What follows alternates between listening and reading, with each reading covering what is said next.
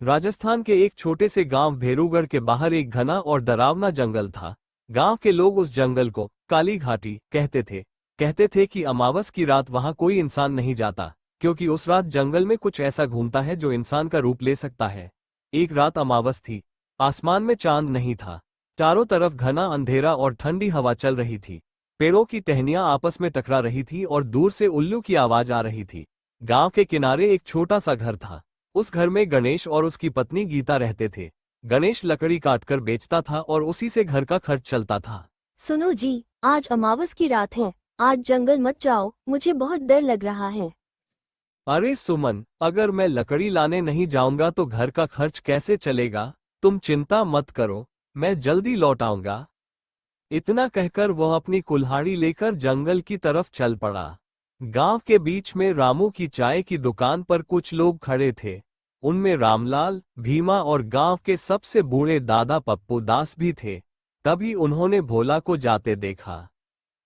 दादा पप्पू दास बोले, अरे गणेश, आज अमावस है, आज जंगल मत जा बेटा। गणेश बोला, दादा मजबूरी है, जल्दी लौट आऊंगा। जैसे ही वो जंगल के अंदर गया, हवा और तेज हो गई। पेड़ों की परछाइयां जमीन पर अजीब आकृतियां बना रही थी। अचानक गणेश को लगा कि कोई उसके पीछे चल रहा है। वह रुक गया। कौन है? उसने जोर से कहा, लेकिन जवाब में सिर्फ सन्नाटा था। कुछ दूर उसे एक परछाई दिखाई दी। वो धीरे धीरे उसकी तरफ आने लगी। गणेश ने टॉर्च की और अचानक उसका दिल धड़कना बंद सा हो गया। वो गीता थी। गणेश हैरान होकर बोला, अरे गीता, तुम यहाँ क्या कर रही हो? गीता मुस्कुराए, लेकिन उसकी मुस्कान अजीब थी। उसकी आंखें बिल्कुल ठंडी थी। वह बोली, घर चलो गणेश, रात बहुत हो गई है। अचानक गीता का शरीर धुएं में बदलने लगा और वह गायब हो गई। गणेश का शरीर कांपने लगा। ये गीता नहीं थी। वह जल्दी जल्दी आगे बढ़ने लगा। कुछ देर बाद उसे फिर किसी के चलने की आवाज आई। वह पीछे मुड़ा। इस बार उसके सामने दादा पप्पू दास खड़े थे। गणेश बोला, दादा, आप यहाँ?